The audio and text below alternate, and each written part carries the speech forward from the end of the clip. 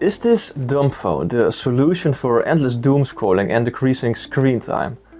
Let's talk about it. Smartphones can be really addicting. Before you know it, you've spent countless hours watching videos on TikTok and scrolling on Instagram. At least for me. So in an attempt to minimize my screen time, I bought myself a Dumbphone. I have used this phone for the past 2 months. In this video I want to talk about how that was for me. This is the Qin F21 Pro. It looks like an old Nokia phone, but apart from the look on the outside, it is far from that on the inside. It runs full Android and has a touchscreen. I said it is a dumb phone, but is it really? I bought this phone on a site called Yum for 150 euros. On AliExpress I have seen them for 160 bucks. In the box there is obviously the phone with already on it a screen protector. I'm really thankful for that, I'm no good at putting those on myself. A second screen protector, 2 cases, one black and one transparent, a charging cable and charger, a pin to access the SIM card slot, and a USB-C to 3.5mm cable for your wired headphones. This phone is the variant that has 64GB internal storage, 4GB of RAM, and has the Google Play Store pre-installed. There are also versions with 32GB internal storage and 3GB of RAM, and without the Google Play Store pre-installed. There are also versions that have different keyboard language setups on the physical keyboard of the phone. Before I go into the specifics of the pros and cons, I first want to answer some common questions I've read online about this phone. So, some common questions about the F21 Pro I'd like to answer. Does WhatsApp Web work? Yes. Does this phone support NFC? No. Do banking apps work? Most of them don't. Does Spotify work? Yes.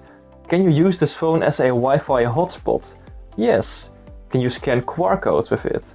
Yes, but you have to download a dedicated app for that. Do WhatsApp video calls work? Yes. Now, let's talk about the features of this phone. So, it runs Android 11. As far as I know, you can't update the Android version. I've read online that you can use software or bloatware to change certain things about the phone, but I'm not that tech savvy, so I don't feel comfortable to try that yet. It has a touchscreen and physical keyboard keys that you can press to enter a number for typing or controlling the apps on the phone. Also, it has a USB-C port for charging and connecting devices. It runs almost all apps that also work on a regular smartphone, like for example WhatsApp, Spotify, YouTube, Instagram, Strava or Runkeeper, mailing apps, Google Maps, Shazam, except for banking apps. At least mine doesn't work. If I open my banking app, I just get a white blank screen. Because of the small screen size, there's also a chance that certain apps don't work that great, but more on that later. It has Wi-Fi, can use 4G, and has Bluetooth. Also, it has a built-in functionality to screencast to support the devices. It also has a hotspot feature, so you can share your phone's internet with other smartphones. It has built-in screen recording, it can record calls, it has a flashlight, a front and back camera, and a speaker. Now, what do I like about this phone? Well, the fact that it's actually a full-on Android phone for the most part. That you can use almost all the apps from the Google Play Store, but in a less addicting way. So not just for texting and calling, which means you don't have to completely let go of apps you like to use. But the phone makes it a little harder to use. And that, in my opinion, is a good thing, because you don't want to be too long on your phone, as it isn't as satisfying as it is when you're using, for example, social media on a regular smartphone. What I also really like about the phone is the size. It's really small and convenient. It's not bulky like most smartphones nowadays. And that makes it also fit in smaller pockets of your jeans or bag. What I also like is that you get the total package for like 150 or 160 bucks. You then don't have to buy a screen protector, a charger or a phone case. For most smartphones this can also get quite pricey.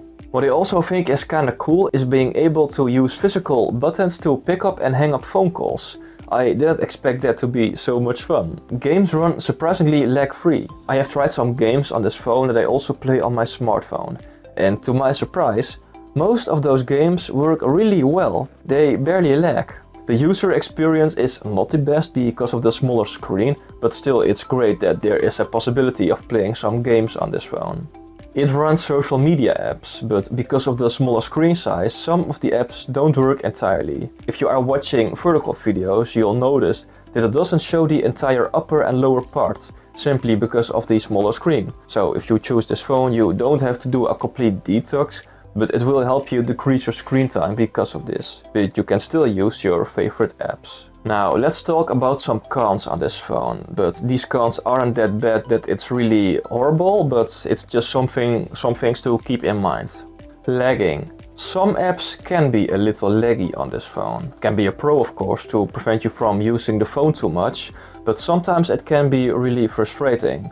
I, for example, use a car parking app.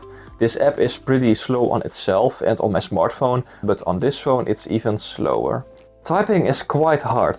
I use the on-screen keyboard to type, but when texting with someone it can be troublesome. Also, when wanting to write down notes, it's not the best. You can get used to it, but it's not perfect. I'm really dependent of the predictive typing functionality to be able to type at a normal speed. There's no physical volume button on this phone. For that you have to swipe down on your screen and use the setting on there. It is, however, possible to set up physical hotkeys on this phone. I, for example, can use the 8 for volume up and 0 for volume down, which also works. The front camera is not good and also at an awkward spot. The back camera, however, is pretty decent. It's not the best, but it's good enough for me. The speaker on this phone is also not the best. You only have the upper speaker that's above the screen, but yeah, it works, but it's nothing great. As I said earlier, you probably can't use your banking apps. This phone also doesn't have a micro SD card slot, so you can't extend the storage space you have on this phone, so that can be a bummer. Some apps don't work that well, which makes that I still have to carry my regular smartphone with me. Not only banking apps, but also my work scheduling app, to, for example, see my worked hours and setting up my preferences. Some buttons then are not visible on this phone, but are on my regular smartphone. So that's a little annoying. I have issues with power bank charging. It keeps disconnecting and reconnecting. Charging to a wall outlet works fine, but when charging it with a power bank, it does that annoying disconnecting. I've read online that there are more people who have charging problems with their Qin F21 Pro. Some people say that you should try other charging cables. I've had no luck with that yet, so. The battery life is not a whole lot better than on my smartphone. I think it is just as good. I have to charge it every other day. It can last for me like 2 days if I don't use it that much. Now, how do I use this phone? I use this phone as my daily driver, which means that I use this phone for calling and texting, for watching YouTube videos and using social media, and also for most other stuff. I use this phone as well for like Google Maps, managing emails and listening to Spotify. I still keep my other smartphone around me for when I need to use my banking app for a quick wireless transaction or for writing down notes. I wrote the script of this video on my smartphone instead of the Qin F21 Pro because on my smartphone I can type pretty much a lot faster, so I really enjoy using this phone. I can confidently say that it has decreased my screen time. I still use my social media apps, but with this phone I don't feel as much the urge to doom scroll. After being on it for like a little bit, I already feel like putting it away and doing something else. All in all, I think this phone is a breath of fresh air in a world of big addictive screens and giant bricks of devices. Anyway, I hope you found this video helpful. If you bought this phone yourself, let me know what you think of it. I would love to read that. Don't forget to like and subscribe, and take care.